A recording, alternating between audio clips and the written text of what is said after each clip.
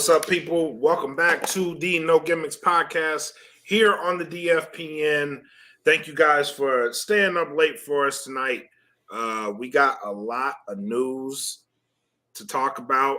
We have a little more clarity fresh off this Dynamite. We have some shit that took place that we are here to talk about. So let's talk about it. Before we do that, though, let's get into our sponsors. Shout out to the plugs. Go to www.gettheplugs.com. Enter in code DFPN10 for a 10% discount. Also, shout out to Fiverr if you guys are out there looking for some freelance.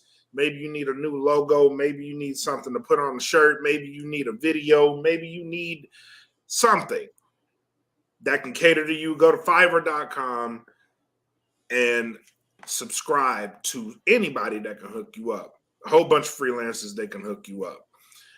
Join the Patreon.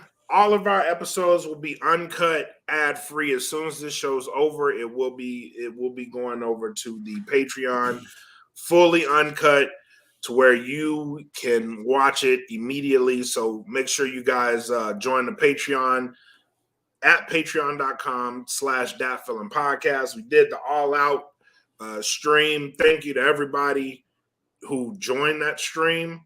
That was initially on Patreon, but we had a little issues. Vimeo actually crashed because a lot of people were actually streaming it. So I came over to the group, and thank you guys for the turnout. We had like over 100 people watching that. So I appreciate you guys for joining us. And we do have music. Go over to the Bandcamp, datfeelin.bandcamp.com. We have a slew of new releases. I've released new music. Smitty has released new music. Of course, we have Normalized Growth. So go to the Bandcamp and subscribe today. For as little as $3, you get the entire Dat Feelin catalog. So make sure you guys go and join that. And of course, we have the merch over at the Teespring. Frank D, you have a package coming, by the way. And I hope you enjoy it. It was made with love. But for everybody else, go to the Teespring. Search for Dat Feelin Podcast. Now, to my co-host, the fabulous one, D Truth, Frankie D. How have you been, man? Hey, man. I've been copacetic. You know what I mean? It's been a hell of a weekend. It's been a wild ride. Yes. It's been crazy. I mean, I was literally eating dinner Sunday night, and I turned on a certain media scrum, and I was in shock at what I was hearing. I could not believe what I was hearing, and we're gonna get into it right here on No Gimmicks. Let's get into it. That is the first topic of the night. We had to start this one out because it was magnificent. Yeah. The Elite versus CM Punk, ladies and gentlemen. For those who, if you've been under a rock, if you're in this group and you've been under a rock, allow us to educate you. So All Out went off without a hitch. All Out it wasn't a bad show. It was okay. All Out was okay. For the matches that we got, it was okay. The main event was a great match. Jon Moxley versus CM Punk was actually a great match. It was a great wrestling match. So All Out ends. We get the return of MJF, who at first, until tonight, I was like, this guy, they kind of overshadowed MJF with this whole media scrum shit. But tonight, MJF is the fucking man, bro. Like MJF is a fucking heat magnet, and I love it. I love it. The guy knows how to generate heat. But back to let me stop digressing. The media scrum. Immediately, CM Punk goes off about Colt Cabana. Immediately. Yeah. And to put this in perspective here, this used to be one of his closest friends. Yeah. And, Colt Cabana had his podcast, and CM Punk came on there, and that's when CM Punk did the tell all about everything that led up to him leaving WWE. And this is where their friendship kind of took a turn for the worse, because it was during this that the doctor, the physician over at WWE heard this interview and heard the stuff that was being said about him, and he took legal action against Cabana and Punk. And CM Punk was the one paying all of the legal bills, legal expenses for Colt Cabana. Right. And apparently, after a while, Punk said, "Screw this. I'm not going to pay for this guy anymore." And it's very interesting when Punk said that he had a guy that he wanted to bring with him to the top, but it was a guy who did not want to see him at the top. And I thought that was very telling of the hater rising that goes on in the business, and the people that you think are happy for you that are not happy for you, and that are not happy for your success. That's an crazy. All life. And that's just crazy. And I guess Punk had just been, holding this in for years, and then all these stories started coming out about. We even addressed some of it right here on No Gimmicks about Colt Cabana and him moving over to Ring of Honor and them not re-signing him with AEW and all this stuff that was out there in the dirt sheets. And who's putting all this information out? Well, Punk was like, pretty much, hey, I know who's doing it. It's the EVPs. It's the elite. Called him right out. Called him out. And called him right out. He went on just this huge rant while eating pastries, which I thought was hilarious. Did this whole rant about what was going on. And I'm like, this was a straight up shoot. Straight up shoot. He's shooting from the hip. No work in here. This is straight up. This is exactly Tony, exactly the way he feels. And a lot of people, you and I were talking back and forth about maybe was it a good idea to do this and all that. And I'm like, you know what? At the end of the day, I'm gonna side with Punk on this because CM Punk is keeping it 1,000. He's not being fake about it. Why you got people around you that are smiling in your face and then over here in the corner whispering about you behind your back, talking to the dirt sheets, lying and saying all this stuff, and then you get confronted about it. And they've always done it. They've done that shit to Cornette. They've done that shit to anybody who's got an issue with them. They always take the pot shots, but nobody can say anything about them, or it's a problem. And CM Punk is at the caliber where CM Punk is the biggest star, arguably outside of Jericho, the biggest star in AEW. These guys, I mean, let's just keep 1,000, bro. Let's keep 1,000. I'm not taking nothing away from the athletic ability of the Young Bucks and Kenny Omega, but let's keep it 1,000. These dudes were over big time during the Bullet Club era. That is when you started to notice them. Okay, nobody was rocking with PWG like that. I'm sorry, you weren't. Unless you were in Reseda, California, you didn't know nothing about Pro Wrestling Guerrilla. I'm kidding, dude.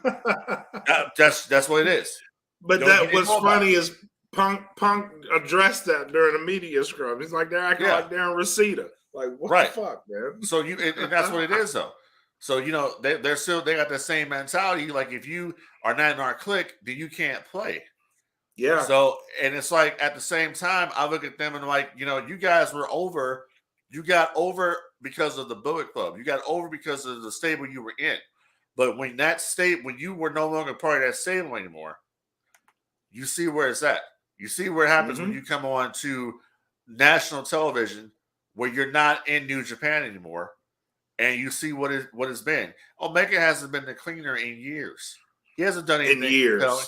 He hasn't done anything compelling on TV. The Young Bucks haven't done anything compelling on TV, in my opinion, in like 2 years. I would agree. Not something that makes you talk and be like, "Holy shit! Look at what they did." Yeah, I would agree. And it's like everybody is so damn sensitive now when you say any little thing. And CM Punk is like he's from the old school. kind of with that. He's a vet. He's gonna say what it is. And the fact of the matter is that Tony Khan, while CM Punk was saying all this stuff, Tony Khan was sitting right next to CM Punk, and in my opinion, was kind of co-signing it. And people can say all they want to. Well, Punk was disrespecting Tony Khan, and look, Tony Khan, I'm pretty sure can speak for himself. And if Tony Khan didn't believe what CM Punk was saying, he would have shut him up, and he would have shut him down. Tony Khan is known to be, no comment. I'm not going to talk about this. I ain't going to talk about that. So don't get it twisted. That is very true. He knows the type of people that he's dealing with here. He listens to the podcast. He listens to Jim Cornette's podcast. He knows what he's dealing with here. You may not like what Bischoff has to say, but Bischoff's telling the truth when he's saying it. Might hurt you, but it's the truth. Yeah. You know what I mean? I agree. I definitely agree with that. But the whole thing, like when he was saying what he was saying, it's kind of hard. It's kind of hard to say CM Punk's lying about it, because he's saying for years we've heard they fell out, but we've never really heard one side or the other say anything publicly. This is CM Punk saying it publicly in a public forum in front of the media. So it's kind of hard to say he's bullshitting. You know what I mean? Like it's I don't think he was. I don't think he was. I think he was saying exactly how he felt. Yeah. And this is his first time speaking it publicly. Like, and how many times have we come on this podcast since we've been doing this podcast? Okay. And then before this podcast, when we were doing Wrestling with Our Thoughts podcast, okay. How many times did we come up here and talk about how they have all these legends back there at AEW and the young talent don't want to listen to them and don't want to take advice from them? And CM Punk pretty much confirmed that. He confirmed it. He confirmed that. Oh, I don't need to take advice. Like, bro, you got people here like Jake Roberts, Dean Malenko, Jerry Lynn, Dustin Rhodes, Mark That's Henry, what he Paul said. White. He was like, you have all legends back here. Yeah, you have all these cats. He compared it to NBA players, but he was like, you have the greatest of the greatest in backstage. And who are you to not say I'm not going to take advice for these guys? Exactly. And what if I was in a position, if I'm there, I'm going to sit up there and I'm going to talk and listen. I posted a picture the other day of Roman Reigns in Cardiff, Wales, before his match at Clash of the Castle. He's up there practicing. Who's talking to him? You got Michael P.S. Hayes from one of the greatest tag team stables of all time, the Fabulous Freebirds. You got Paul Heyman, who I don't personally care for, but I will say he's smart in what he did with ECW. And then you got Bret Hart. And I mean, what more can you say about Bret the Hitman Hart? Okay, right. and this guy here is listening to them, taking in the knowledge. He's like a sponge, taking it all in. That's what you're supposed to do. You got legends back here at AEW. I'm going to pick Jake Roberts' mind. Can you help me, Mr. Roberts, on something? Can you critique my match? Can you critique my promos? Can you help me on what am I doing wrong here? Why am I not over? Can you tell me, should I do less of this and more of that? These guys think that they know it all, and they're doing it, and all it is a bunch of damn gymnastics. I'm sorry. That's what it is. I saw Clash of the Castle the other day, and I was fully engaged in the show. Yeah, we'll get to that later. But yeah. Fully engaged in the show. And I'm never engaged in a WWE show. Okay? But it just so happens this shit was on. I was up.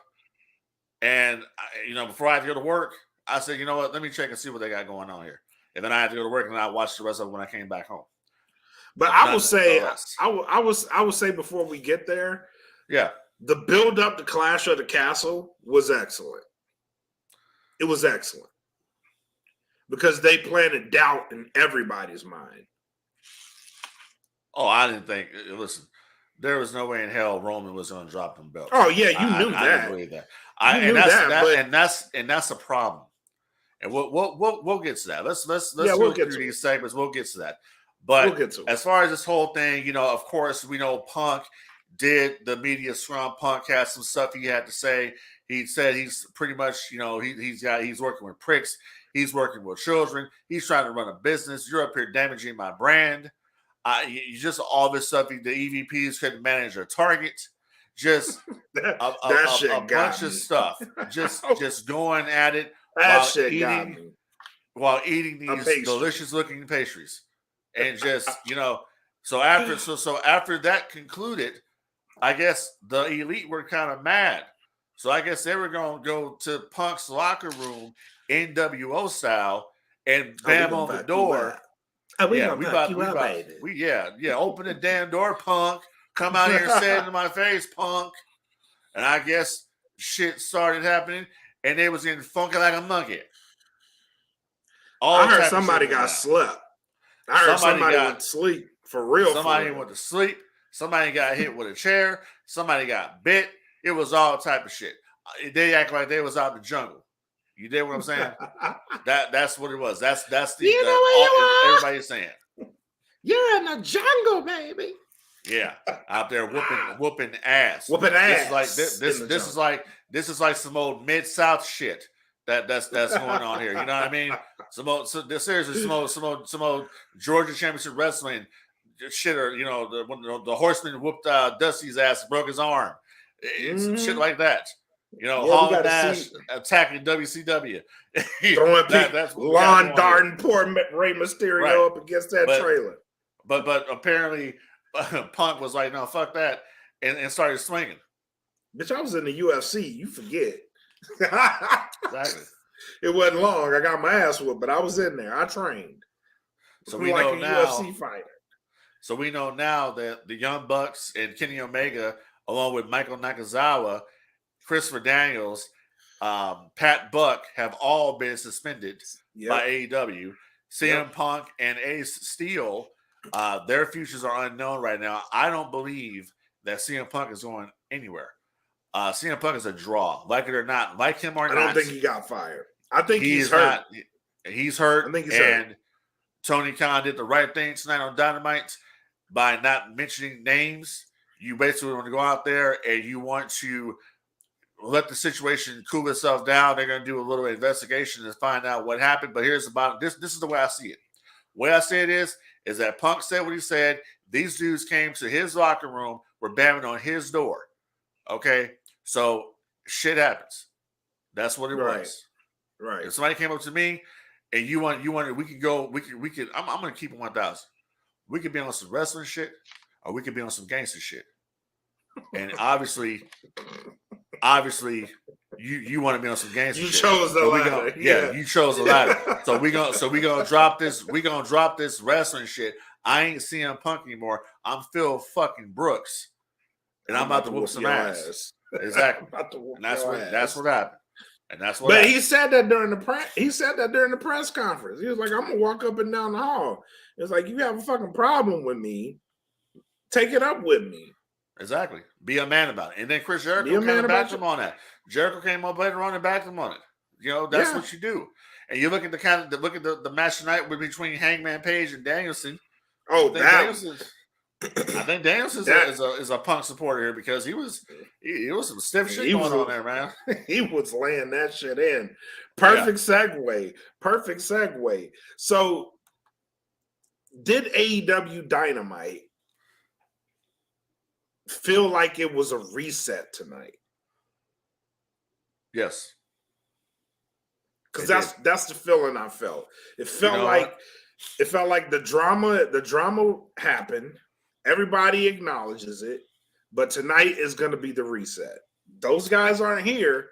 This is the reset button. Let's get the train back on the track, and let's put on a hell of a show, and let's go from there. And I think they did exactly that.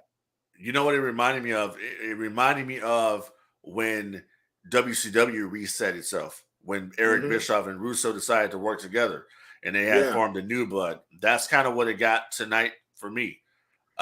It was a resetting of the divisions. Tony Khan, like I said, did the pre-tape and did not mention any names. Just said that we were vacating the trios championships and the World Heavyweight Championship. I don't need to even go any further than that. And we're going to crown new champions tonight. Yeah, exactly. I wouldn't even acknowledge it. Don't even talk about it. and he did the right thing on that. I was okay. That's good. But now it's time to focus on while these people are out. Now it's time to focus on what you have. You have Ricky Starks out there. You got Powerhouse Hobbs out there.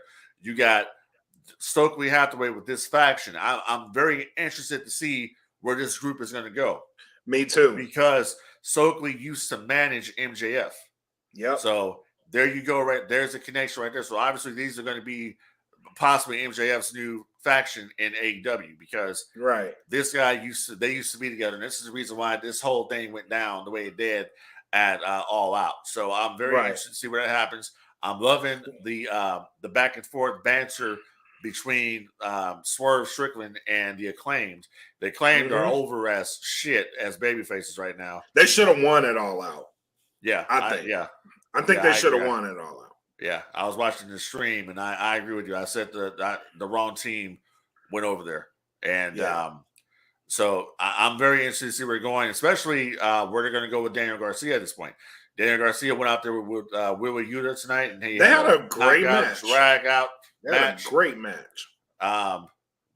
Daniel Garcia got the big entrance from West Side Gun coming out there, so you already pretty much knew he was going over. He got the big elaborate entrance. So. You know, they did the deal there, and kind of wondering where they're going to go at this point. I'm expecting a swerve between the two.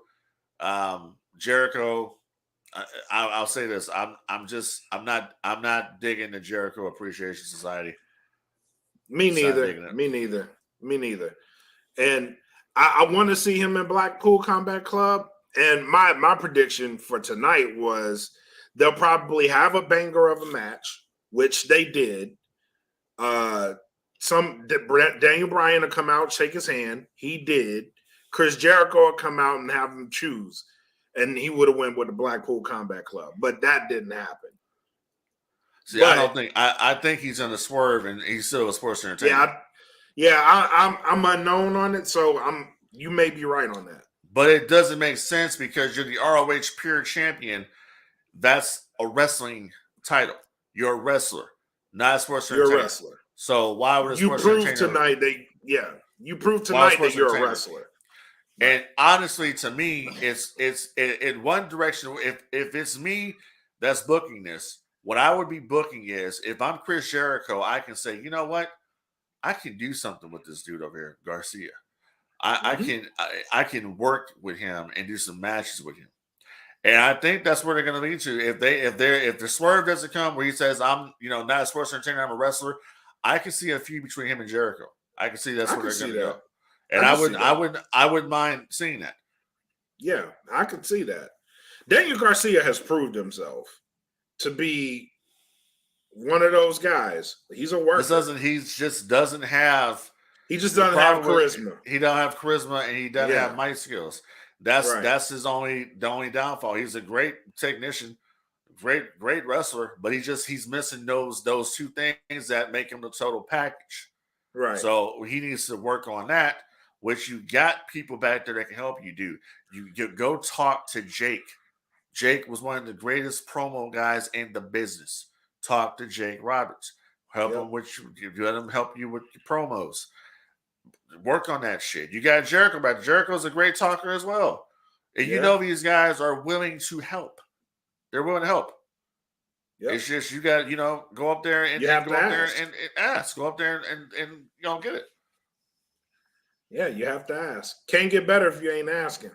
Exactly.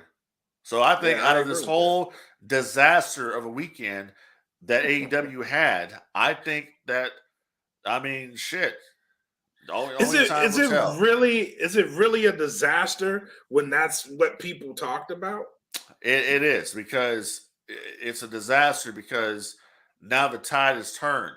Everybody was talking all this shit about WWE what a month ago when all this stuff was going on with Vince, and it just looked bleak. And now it's turned. The tide is turned. Shoes on the other foot. Exactly. Everybody's praising WWE, even though the Raw rating went down this week. People are praising WWE and their direction they're going, even though, to me, honestly, I don't see anything different going on. You're burying Austin Theory. You bring back Braun Strowman. I didn't like that because that tag match was actually good. Yeah, you bring him back. You broke that up. Dexter Lumis out there with the Miz, and how many people really care about Dexter Lumis? How many people know about Dexter Lumis? How many people watch NXT to care about Dexter Lumis? Right. Why are you not pushing Seth Rollins as a babyface at this point? I'm not understanding that. Tommaso Ciampa got his name back, so that's a good thing. Yeah. So, but I don't get that. And then it's like at the same time, you know, they kind of dropped the ball with the women's tag belts as well in WWE. So I don't know. But to finish up AEW real quick, we'll see what happens. They got 2 weeks before the next big show they're going to put on in Arthur Ashe Stadium, and we'll see where they go from there. We'll see. They're touting that as a big show too. Right, exactly. So, and we'll see the Elite again. They're not gone. These guys are locked in contracts. People, they're not going anywhere. And honestly, they're going to do their investigation or whatever. But Punk's not going anywhere. And I think that's pretty much where we're going to be at. I think it was a reset for AEW tonight, and the sky's the limit. It's back to basics pretty much. But I wish they would get rid of the Dark Order because that shit is whack. Real quick, because they followed what I thought was the best moment of the night. Jon Moxley and his promo. Jon Moxley, I will say since he's been in AEW, he's been different. Didn't really like Dean Ambrose. I fucking love Jon Moxley. Tonight was Jon Moxley on a different level with that promo.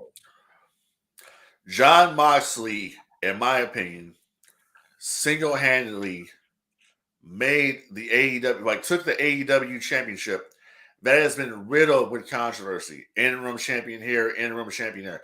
He took this belt and put it way up there. On a pedestal. Talked about this dude went out there and cut one of the best promos I've ever heard about the importance of a championship. Yep. And it reminded me of Dusty Rhodes is what it reminded me. Yeah. When Dusty or Ric Flair would go out there and talk about the importance of the world. This is the richest prize in our industry. Yeah. Like, that's what it felt like. This to get this title, he was like, the belt, you could buy this shit online, but the title itself, it means you've accomplished something. Yeah. I loved it. Yeah, I love that. I like MJF's shit. Because I've been critical of MJF on here too, but I liked his shtick tonight. Talking about working for the only con that matters, good old Saint Nick, and the greatest wrestler alive, the game, and what's best for business. So that was great stuff. And all it leads me to believe is it's come 2024. I don't think MJF is going anywhere. No, and I think he stays with AEW. I think he does too. Honestly, bro, like when he came out, I was like, "Oh man, he's about to swear." He has these people in the palm of his hand. And he came out like I didn't understand it. I was like, he has them in the palm of his hand, and he's like cutting the promo. He's being a face for whatever a face can be. He's hitting it, and then Moxley comes out and cut the crap, and he cut it. I was like, that man is a heat magnet. He knows how to get it. No mention of CM Punk but the only thing he told Moxley is how you went to sleep. Yeah, is what he said. But no mention. I guess they were giving directive. Don't mention Punk. Don't mention the Elite. But if you look at the crowd, somebody out there had a crazy sign tonight. It said the Kitty Elite wrestles dolls. He does, actually. Yeah, he does. He does. So they you can't stop in New York. And I'm like, oh man, security gonna take that sign. They never did. Nope. They never did. Somebody had they had an Elite sign that had looked like it got bitten into. That was one of the signs. That was one of the ones I noticed. I was like, that's savage. That's a good sign. But and in reality too, when it comes down to Hangman Page, just the momentum is gone. Oh man, yeah, it CM is. Punk basically went out there and blasted this guy, and he's reaping the effects of it now, big time. With that lack of reaction.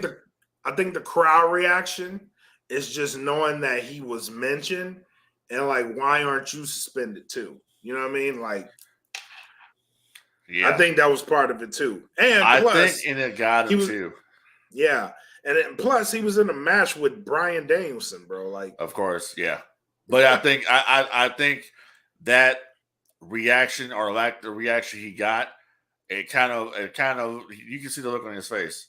He wasn't expecting that. Like that was kind of no, messing with him because the yeah, people were usually chanting, cowboy shit. You didn't hear that tonight at all. They were not feeling him at all. And maybe it's just because of what part of the country they're in. They're in New York. New Yorkers are kind of rough when it comes to wrestling. They're the smartest of the smarts outside of the Philly crowd. So we'll see what happens next week if Hangman Page is on the show. We'll see. Yeah, we'll see. We'll definitely see. Yeah. But let's talk about the weekend as a whole, man. Out of all the things, so we had a whole bunch of wrestling going on this weekend. Right. But if you ask me for my money, even though I live streamed all out, for my money this weekend, Clash of the Castle was probably the best show this weekend. What about you? So I saw your stream. As a matter of fact, I was watching your stream when I was at work. So I was watching that. And so I remembered watching, some of the matches of Clash of the Castle. And, the only thing about Clash of the Castle that I didn't really like, I didn't like the Dominic Mysterio heel turn. I liked it. I actually liked it. I didn't like it because I don't. Dominic's work is just, he shouldn't be on the main roster. He should be in NXT. His work isn't there. His work isn't there. His physique is not there yet. You know what I mean? So he's just give him time. Give him time. Yeah, and I'm not knocking him. It's just that he's just and where they put him at in the card, he shouldn't be there. And just to be honest with you, dude, Judgment Day as a faction as a whole, the Judgment Day is whack. That is garbage. I'm not digging it. I thought Judgment Day had a lot of promise when Edge was in front of it. Yeah. With Edge out of the equation, and I know that had a lot to do with injuries, but with Edge out of the equation, it made the work that much harder for them. Yeah. Because Finn Balor is just Finn Balor. This is not his type of group. His group is like Bullet Club. Too sweet. That's his type of stuff. That's what, as Prince Devitt, that's what we know him for. So to be in this type of a situation where you're trying to lead this faction here, and I don't think anybody's been elevated here. You're not elevating anybody. I mean, Damian Priest went from being a United States champion to now you're wrestling in a meaningless tag team with Finn Balor, and nobody's been elevated here. The only one that's been elevated really is Rhea Ripley. She's the only one. I would agree with that. And I got nothing against the Judgment Day. I don't like it. When I see the Judgment Day, it's like this, man. It's like, when you see groups like the NWO, and you see, groups like the Corporate Ministry or the Ministry of Darkness or whatever, you're always going to compare when something new comes. And Judgment Day is just the ministry. It's just the ministry, but just it's the ministry. That's what Edge had it at. It was a cross between a ministry and a brood. And the Brood. I think it's more the Brood. I can't go with that because of the entrance, the lighting texture is purple, and that was what the Ministry of Darkness would come out to. Yeah, that's true too. But to me, I get more of a Brood feel than a ministry feel. I don't get the Brood feel on that one, dude. Because if it was a Brood feel, then they need to be vampires because that's what the Brood was. Yeah, that's true. But they don't have the darkness of a ministry. They don't. And that's what I'm saying. It's not working. That's my whole point. If They don't have he would have that. came out and said, okay, now we're gonna be Balor Club or something like that, that would be different. You know. But that probably wouldn't work either. Yeah. The only I'm wearing the IP that would work. Obviously, that's what exactly. Works. You know, exactly. Your wife is one who made this shirt. You're welcome. Yeah. No, I know. I thanked her. She the one put the work in, asshole. No, actually, I did that. You didn't do nothing. I did do that. You did this? Yes. Bullshit. I'm not lying to you. Oh, you did the shirt? Yes. Oh, okay. The fuck? Yes, I did. You're welcome. Whatever. You have another one coming. She did this one though. Okay. I can't wait to see it. You got to wear it when you get it. You have to wear it on the show. Of course I'm gonna wear it, dude. Because it's awesome. I was like, it's fucking awesome. Well, I can't wait to see it, and hopefully they'll get it to me in public. Yeah, you can wear it. You can wear it in public. It'll be funny. It'll be funny. But yeah, as a whole, I think Clash of the Castle was the best show this weekend. All Out was good. It's just the media scrum overshadowed anything that the show had. Let's just keep it 1,000. AEW just didn't have the same momentum they had last year at All Out. They did not. Going into this year. Because you had a brand new CM Punk. Well, not brand new, but you had CM Punk brand new to the company going into All Out. And that created a lot of buzz for All Out. This year they kind of killed it with, and everything the media scrum was, it kind of lets me know like they may have had problems before this. Because then you had the Undisputed World Championship, which seemed off because it just came out of nowhere. And then we got it. And then Punk lost. And then we got another match at All Out. It just seemed off. But the media scrum was it was really telling for a lot of things.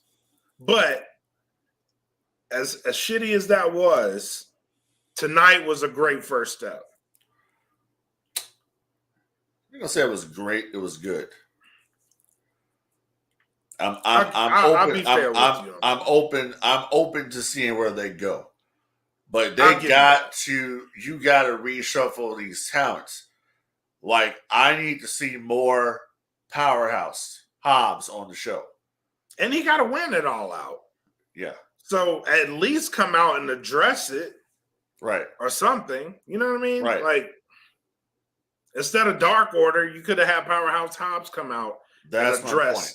Yeah, that's my point. I get where you're coming from. And it's like Ricky Starks. Exactly, and it's like with the tag team situation at AEW. Why not have Andrade and Rush put into this tag team equation here and go for FTR or FTR? Yeah, well, now that the Elite are gone, yeah, give me FTR versus FTR. Exactly, yeah. Put them in there. Yeah, give me that. But eventually, we already know that Swerve is going to turn heel on. Oh yeah. We can see it coming. Swerve is better as a heel. Even at the media scrum, you could see it coming. You could see it coming because that's what they were talking about. The media scrum, like they think differently. Right. So, yeah. What do you think about what do you think about Big Cass? W. Morrissey. I like it. He's looking a lot like Test to me. Yeah, he is actually. Now that you say that, that's funny. Yeah, he is. I like him though. I like him. Yeah, I'm digging Hathaway's whole faction there. Yeah, Lee Moriarty. You got the Gun Club in there. You got Ethan Page in there. Yep. You got a bunch of cats in there you can do something with, but it's all leading to, I believe, MJF is going to be the leader of this group. Yeah, I can see this as a Dangerous Alliance type of group. That's what it feels like, anyway. Yeah, Dangerous Alliance was one of the best factions, underrated factions in the business with the workers they had in that group. Rick Rude, Steve Austin, Bobby Eaton, Larry Zbyszko, Arn Anderson. You got Medusa out there as a manager. I mean, you had some cats out there, man. You had some talent. Yeah, you know what I mean. Definitely. What about what you think about Solo Sikoa? Or Sikoa, whatever, however you put that motherfucker's name. Sikoa, yeah. However Solo you Sikoa. Solo Sikoa, yeah. Why don't you just name the Solo Uso or some shit? You know He's gonna be an Uso. Yeah, he's gonna be an Uso. What you think about him being bumped to the main roster now, and he's with the Bloodline, joining up with Roman? I think I don't dislike it, but I think the timing of it may have been a little too early. Gotcha. That's how I feel. I don't dislike it. I just think that it may have been a little too early for him to come in. That's how I feel. I'm with you on that. That's what I got from it, because a lot of people didn't know who the hell he was. Right. And that just shows you that they don't watch NXT. And speaking of NXT real quick, I want to get your thoughts on this. So Triple H mentioned talking about the quote-unquote Wednesday Night War. Mm-hmm. He says that AEW beat our developmental system. Good for them. Now I have an issue with that statement. I do too. Because at the time, it wasn't looked at as a developmental system. You pushed hard for that to be the third brand. You said it was a third brand. Yes. So you pushed real hard for that to be the third. That was straight bullshit. Yep. I was like, oh, he's in damage control right now. Yeah. Because that wasn't the third brand when you were if that wasn't the third brand when you were running it. It damn sure wasn't developmental. And just tell the truth, man. Vince wanted you to squash this shit, and you didn't, and you couldn't. You couldn't. That's what it is. So just be honest about it. We all know that's what happened, but like I said before, it's like when it comes down to anything WCW related, ECW related, AWA, anything that they own, they can change the narrative of the situation because they won the war. So it's okay. We all know the truth. You lost. That one you lost, buddy.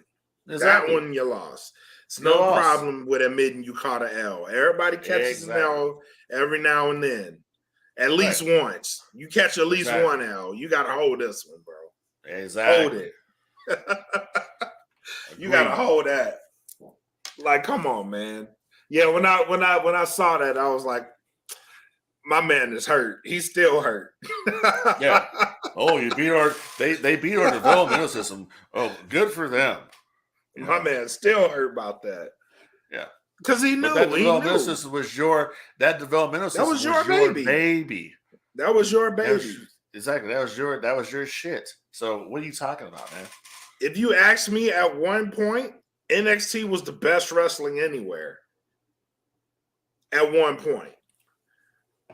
And that had a lot to do with Triple H. So you can't say that knowing that that's what you created. You created one of the best wrestling brands out there.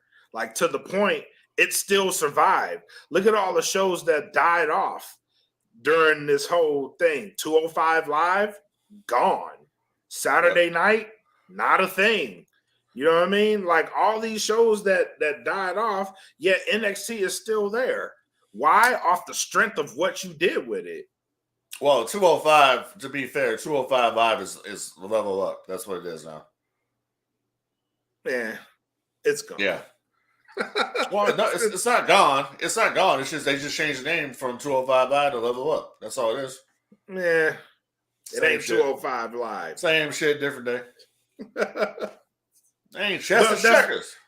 But that's what I'm saying. That's what I'm saying. Like, NXT as a name is still there. It hasn't went anywhere. Right.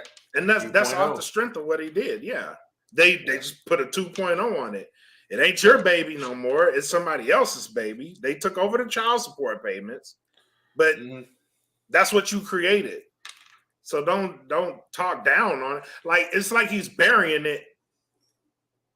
He's burying it. Like there's no other way to put that. You buried your own brand. Yeah. I was trying to be nice, but there's no other way you can put it. It didn't come off very. It didn't come off. No. I'm pretty sure. Triple H, told Ariel, hold on, let's move on because that didn't come off. That didn't come off. Right at all, at all. But yeah, I was like, come on, man. Like everybody knows that was trying to be the third brand. Yeah. The only thing that stopped it was Vince, but it was a third brand in everybody's mind. Remember, they went from doing what they were doing to try to get rid of all your haters and your busters. Yep. And and that's what I'm saying. You had a whole Survivor Series where y'all fucking dominated shit. Real quick, while we're talking about NXT and WWE, what is your opinion of Liv Morgan? Liv Morgan, this is another one. I don't dislike Liv Morgan. I don't. But it's a case in point where she's champion before her time. I just can't get into her. I don't dislike Liv Morgan. I actually like Liv Morgan, but I don't think this was the season for her championship. Why? I don't get the gimmick. You don't get the gimmick? I don't understand the gimmick. I don't think she's all that good of a wrestler. I don't get it. I don't think she's a bad wrestler. I think she has enough to get her there. But again, and she's like the last product of Vince, right? Getting her over because the crowd loves her. The crowd loves her. You put her over. But this is what I'm saying. Like, I don't think she was ready for that spotlight. I don't think she was groomed properly for that spotlight and how to handle it. So what you're seeing is what you're seeing. And another one I don't really care for either. I don't really care for Mandy Rose, to be honest. Now that one I never got behind. Yeah, I never got behind Mandy Rose. No talent whatsoever. No. Like she was the one. Like they were always hyping Mandy Rose, but I just thought Mandy Rose wasn't ready to be at the level that they put her at. Right. No, I agree with that. And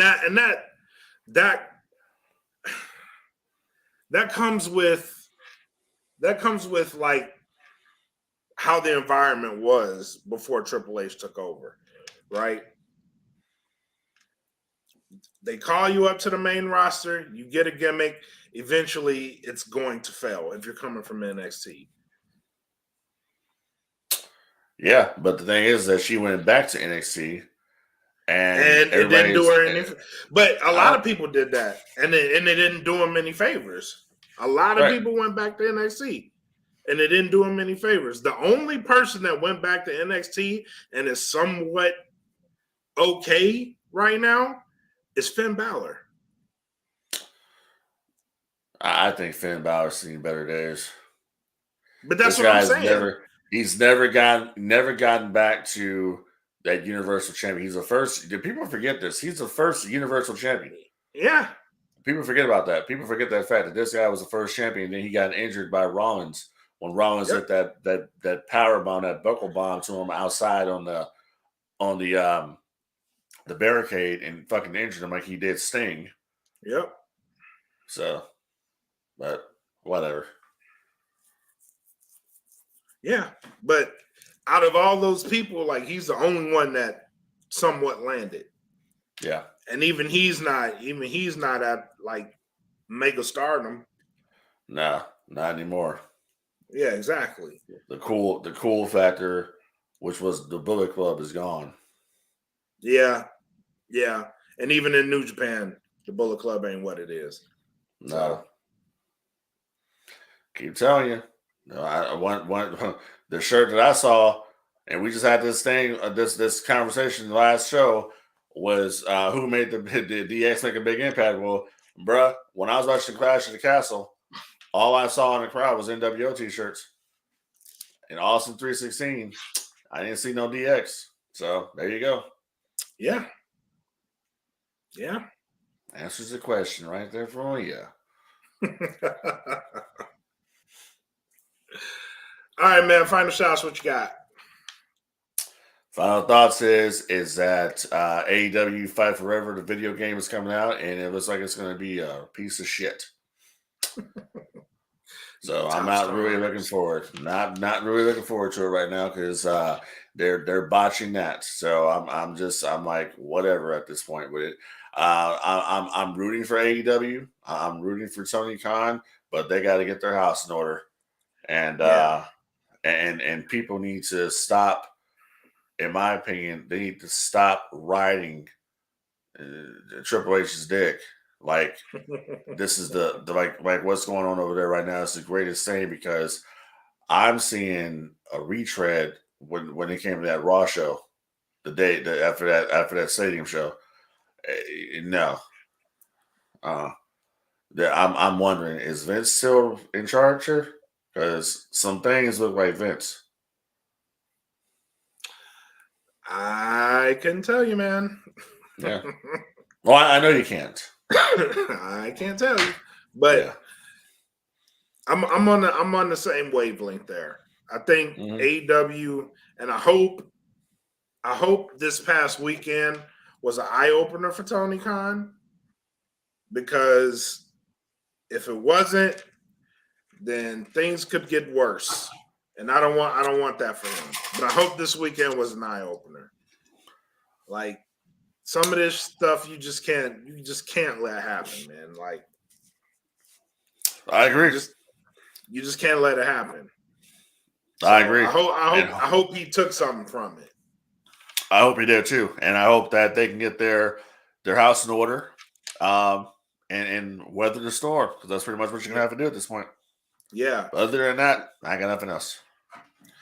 Me neither, man. So if you got nothing, I got nothing. Hey, thank you everyone for coming back to the No Gimmicks podcast here on the DFPN. Thank y'all for tuning in. Until next time, y'all be safe, keep each other safe, and be easy. And D, tell them what to do with their dogs. Don't get the puppy and then want to put it on the website. You want to get rid of it, because it's cute. When we get it, it's cute. And then, I don't have time to walk it, and I don't have time to feed it. And, I don't really want it anymore because I'm in class. I got a class now, and I can't take care of a dog. So in order to prevent these things from happening, help control the pet population. Have your pet spayed or neutered, okay? And if you can't take care of the fucking dog, don't get the fucking dog.